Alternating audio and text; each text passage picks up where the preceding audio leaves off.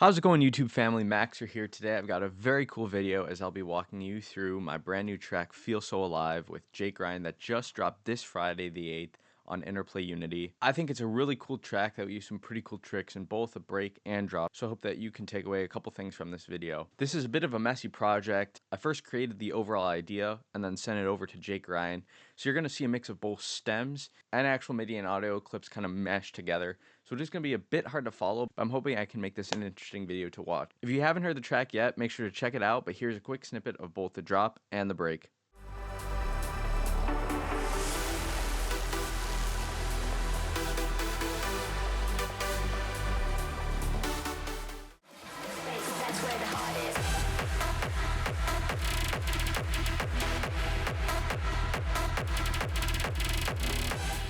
And with that, let's get into the project. So as you can see, like I said, this is kind of a messy project with both stems and actual MIDI and audio clips. So this might be a bit hard to follow.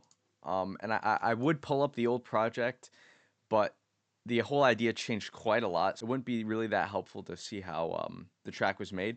But we'll start with a break here.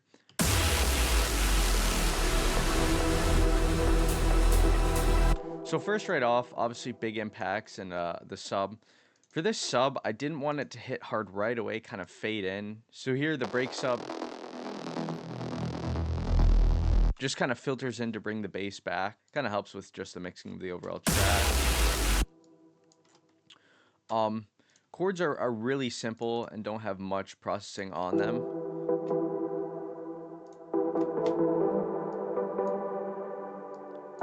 But these slowly get filtered in.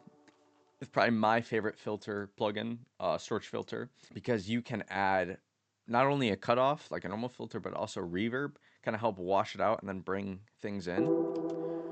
And again, this is just a really, really simple chord pattern. Nothing too crazy going on here in terms of music theory. But I think that's just kind of the key is keep it simple. Same going with the actual chord here. Got a lot of layers once we get into the actual. And these two layers are kind of the plucky transient, and then we get into the more bigger super soft.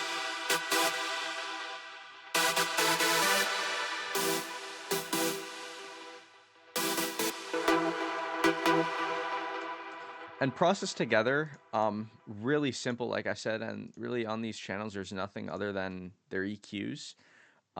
Just an OTT decapitator, and this plugin that I'm started using a lot, the SPL 2 processor, just boosting some saturation and harmonics.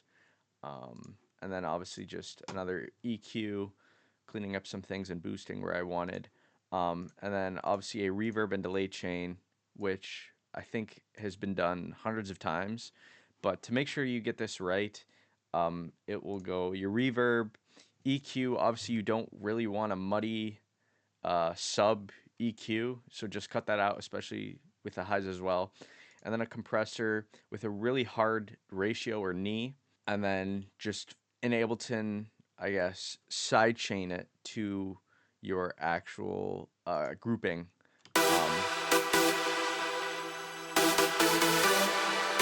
And as you can see, it gives a bit of gain reduction when the actual chords play. But to get this right, especially like in Nexus in these plugins, where they already have a lot of processing in them, the reverb and delay, I turn them off so there wouldn't be any overlapping, but all the reverb and delay sound the same between all of these chords. And then really, as we filter up, the only thing that kind of keeps energy moving, just a really simple hi-hat loop, and then this really cool driving atmosphere that's on beat. Can't really hear it since it is, I guess, on the beat, but I love little things like this, little ear candy that sounds weird, but added in adds quite a lot to the break. and then just, whoops, then some simple atmospheres.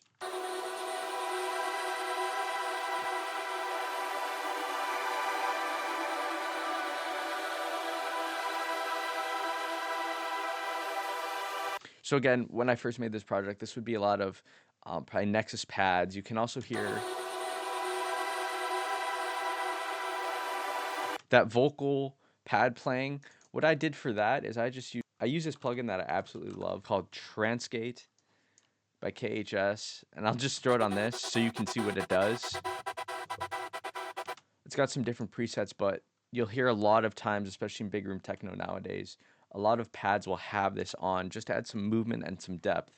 So that's a huge thing that you can do kind of throughout random sounds to just bring out more, not really ear candy, but more things for the listener to hear.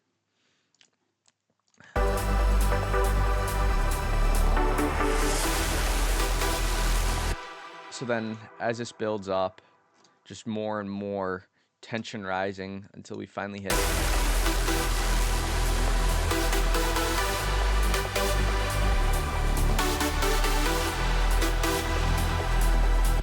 the main synth breakdown, with a lot of kind of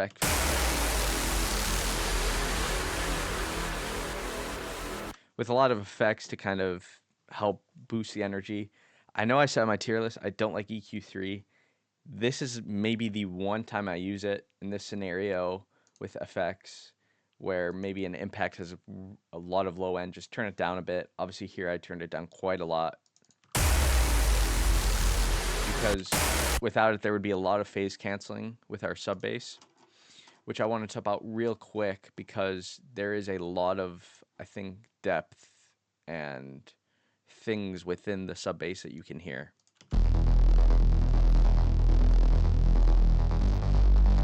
So obviously we have the main sub bass, that's just a simple Reese bass, I think. But then on top of that, we have a alternating, I guess, what I call rave bass, really 80s, 90s sound. You'll hear it a lot in older records. So it's just playing the octaves on the, I think, the 8th note, which really doesn't sound like a lot within the track, but if you take it away, it takes away so much.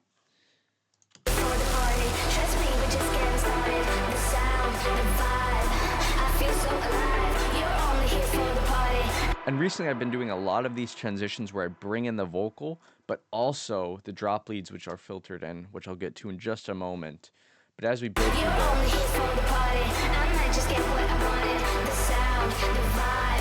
it creates a really nice bridge into the build, creating a really seamless track.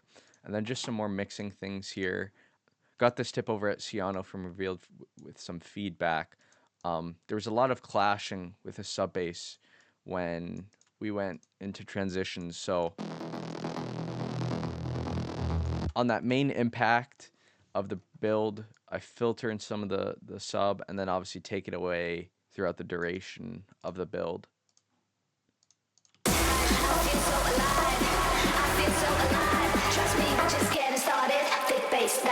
This vocal, I wish I could show the processing. It has quite a lot on it. A lot of people will just grab a splice vocal, especially the wet version, and just use it in their track. For this, I think that's what we first had, but it didn't really have any of that grit, any of that power. So we used the dry vocal and heavily processed it. I believe we used a lot of Thermal by Output. Amazing plugin.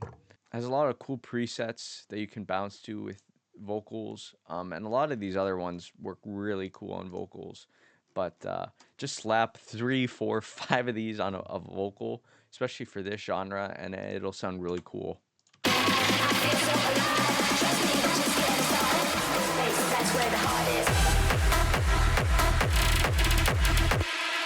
So now we're finally in the drop, which is kind of more the thing that I worked on and sent over to Jake then.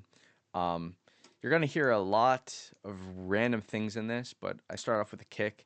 And as you can probably see what is going on here, I've kind of since consolidated this idea, which I actually saw from, I believe it was a Andy G video where he had a clean kick and a dirty kick and added a lot of processing on a dirty kick as kind of a higher layer. but just starting with a clean kick.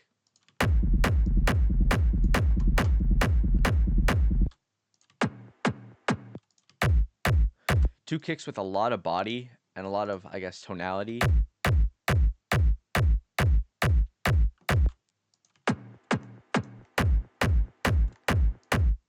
But if you take away one, it kind of loses all the power. So that's why I stack two punch kicks, obviously with different EQs on them, because you don't want really a sub clashing. And then a rumble here, where we did cut some of the highs and boosted that 100 to probably 300, 500 range, which you'll see why we did that in just a moment. But now here we kind of get into the crazy stuff. Obviously, kick on its own sounds a lot more powerful than just the dirty kick. And all I did was duplicate everything. Slap an overdrive Maddox Rumble, which I just switched over to my laptop, so I don't have that VST3 on this. An EQ, which would cut out some of the subs. Slight compression. An Amex bus EQ, just boosting some of the lows once we cut them, and some of the higher frequencies. I believe this is a Noveltech character, just boosting some of the highs, giving it some sparkle, and then just a clipping limiter to help with any of the peaks. And so together, sounds really huge. If you take it away, the drop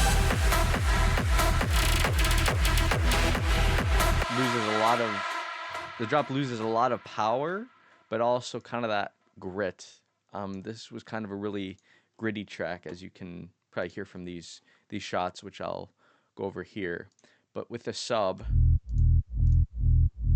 this is what Jake Ryan sent over. So this is just playing a simple sub, which is why we cut out some of the rumble so they don't clash too hard.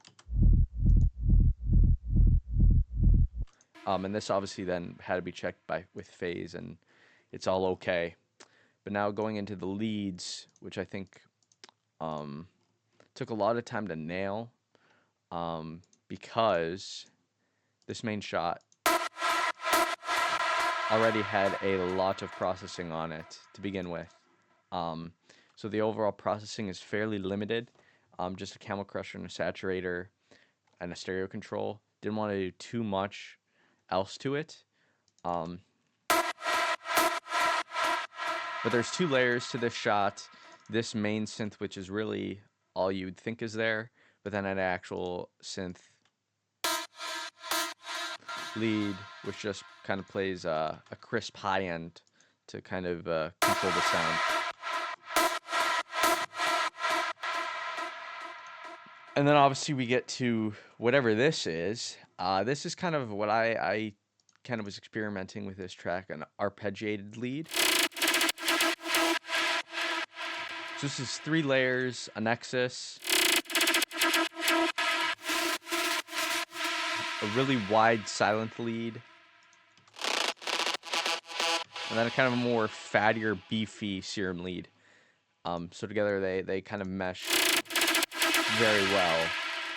But with this, just kind of playing a sustained note, and I'll actually turn off these arpeggiators real quick so you can hear what it sounds like without them.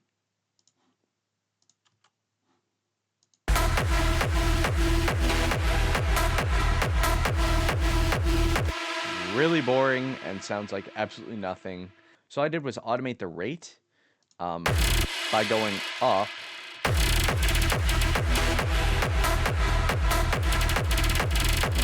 and down, kind of alternating that.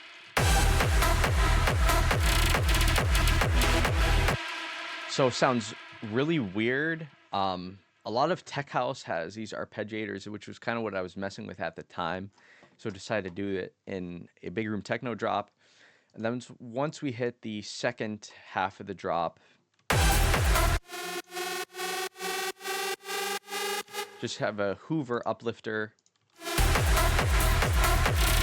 Just add something new for the listener. Also, you can hear in the background is these shots, which Jake Ryan added a couple on, so that's why it's muted.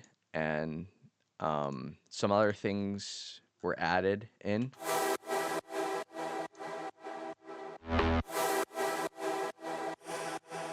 So really simple, nothing chaotic or out of the ordinary. Jake Ryan added in his, I guess, but Jake Ryan added in his kind of techno snare, which is one of these leads somewhere, I believe. There you go. And then he added on some other more small ones. Again, I think really simple, but the overall idea of the arpeggiator was fairly unique, which is, I think, another tip is make a track that's really simple, but add one thing that's pretty unique, and you'll have a really good track. And then obviously just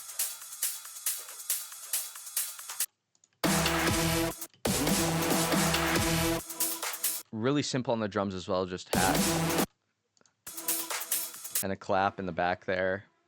Again, FX.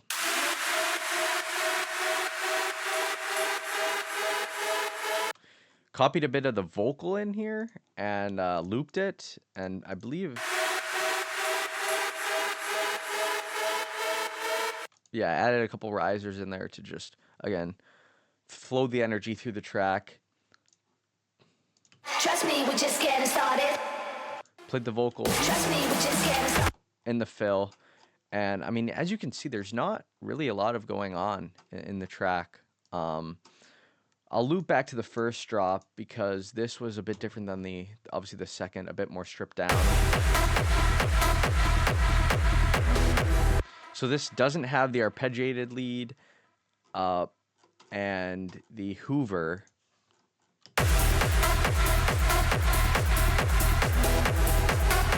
But in this section, like the second drop, the stabs get filtered up. It's really easy. And Ableton, I love Ableton so much. These automations are made really easy. So again, this first drop is a bit more stripped down version. Don't want to tease everything. Don't want to tease everything and give away the entire idea. And then obviously with the second drop, we add everything in. Hopefully you had a couple key takeaways from this track breakdown. This is obviously my first walkthrough I ever recorded, so I hope it was kind of fluid and made sense. Obviously it was a bit hard explaining stems and what went into that when you can't see any of the processing or any of the samples I use. I hope that it was still fun to watch and you could learn a couple things with that. Have a good one, and I'll see you in the next one.